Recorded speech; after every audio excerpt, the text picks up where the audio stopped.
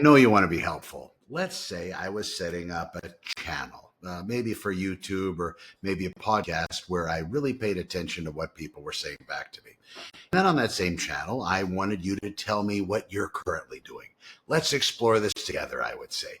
Let's find out exactly where I might be able to help you, I would say. And of course, it wouldn't cost you anything. I just want you to send me your ideas, what you're working on, your current workflow, your strategies using fill in the blank. Maybe it's using artificial intelligence. That's probably the biggest attractor of the world. How are you using it in your business? Let's try to make it better together. And then as an influencer or somebody that has some kind of standing or wherewithal, you say, oh my God, Connor's going to look at it. Peter's going to look at it. Alex is going to look at it. Fill in your favorite podcaster's name. Fill out your favorite influencer's name. Put it in there. And then you send it. Well, they probably, and then let's say as part of my thing, I have AI monitoring that channel for all the good ideas that people are sending in. And then I'm having AI build me businesses reference to all of those ideas. But then I'm having it send you some kind of a response so you don't feel slighted, you don't really realize what's going on, and you're happy. You're happy because Connor said something to you or fill in the blank said something to you.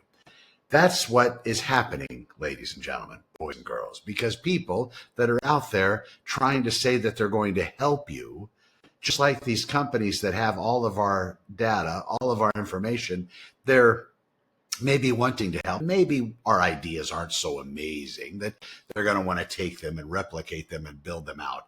But if you have something, an intelligence that has been created like AI, that has a capability of being better than all of us in all respects, I think labor and work and cognitive ability is subject to replacement, at least at some point.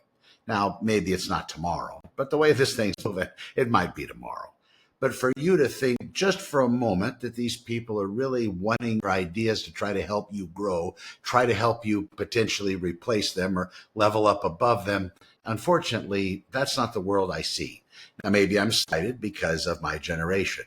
Maybe I'm slighted because of what I've seen when I was a cop and what I've seen as I've been a real estate agent, what I've seen as I've been an early AI adopter, just watching all the games and all the drama and all the struggle that seemed to happen from, the mom and pop small business getting stepped on by a major corporate business. I saw that in the hometown I grew up in when a massive industry came into town and just wiped out all the mom and pop businesses.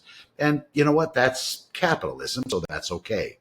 But also they're generating these kind of capitalist ideas online. You're seeing the Maserati, the Lamborghinis, all the fancy stuff, just like the videos and the commercials were back in the 80s, 90s, showing these people that are ultra rich. They have the best looking people surrounding them, wearing the least amount of clothing, and they're telling you how you can do it as well. But it's only going to cost you $299 a month. Now the price of admission, other people's ideas, that's almost free. And in fact, in most cases, it is free. So you're watching a video and you're getting very excited and you have them tell you, hey, share with me what you're doing because I really care. And they're looking dead right in the camera. They're probably not reading a script at that point, and they're giving you all the empathy, all the love, all the proposed support that they can generate. So you send in your idea. You send in what you're working on. You say you're building this nanotechnological, blah, blah, blah, blah, whatever it is. And they're, of course, having AI scrape it. Now, if they're really, boots to nuts, they might be reading every single thing. But in most cases, all of those reading things, that's very automated.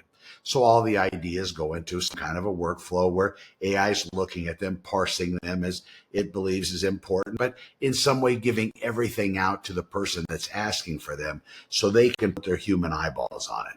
But then if something sparks off an idea, something's different, something solves a problem that people haven't been addressing, and the problem is out there, the one that you just solved, but maybe you don't know how to take it from A to B or from B to C or whatever it is you happen to be doing with it. But you came up with the idea because there's a big hole in your life.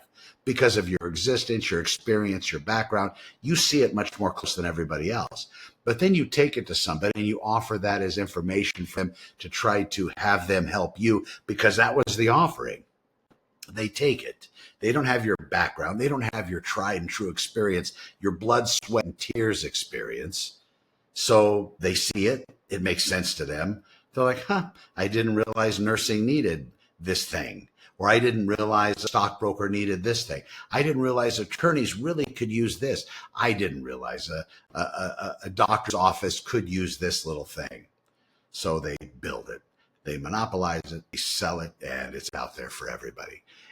And you just out of the kindness and goodness of your heart, responded. Now, AI has a lot of our information. AI sees a lot of our interactions. I know there's a lot of people that say, you know what, if you help enough other people get what they want, then you'll never lack for anything. I don't know if that's actually the correct terminology. I'm not saying you have to be Scrooge and hide and lock yourself down. But when you have these ideas, nobody's really going to care. The people that are closest to you are going to say you're ridiculous. The people that are a little bit further from you are probably going to say it's nonsense. And the people that are very, very, very close, they'll probably also say, oh my God, you tried this 1,500 times before. We remember every failure you've had. That's why you started drinking and quit drinking, started smoking and quit smoking. This all relates to that. Can't you just be normal? Can't you just do something so none of us have to stress anymore about what you're going to do next? So maybe those ideas are best kept secret. It's like trying to lose weight. You know, you go tell these people, because you failed 1,000 times, you go try to tell them, and I've been in that genre, so I'm not just, sparking this from some good book I read. But you go tell those same people that you're around that, hey, yeah, this is it. Can't do it anymore. I've gotten so fat, I just can't stand it. And my joints hurt. And the doctor told me yesterday I have this. So I'm going to start this. I'm going to start this. And they're like, great. That's just perfect. Now all of us have to suffer because you're about to start some nonsense that you're not going to be able to carry through and finish. Maybe those things should be kept secret. In the Bible, it talks about fasting. I'll do this to you. In the Bible, it says, don't go out there and brag. It's, oh my God, I've been fasting. I've been fasting for the Lord. I've been fasting to lose weight. I've been fasting to get healthy. Yeah, it says, wash your face and shut the hell up and don't tell anybody.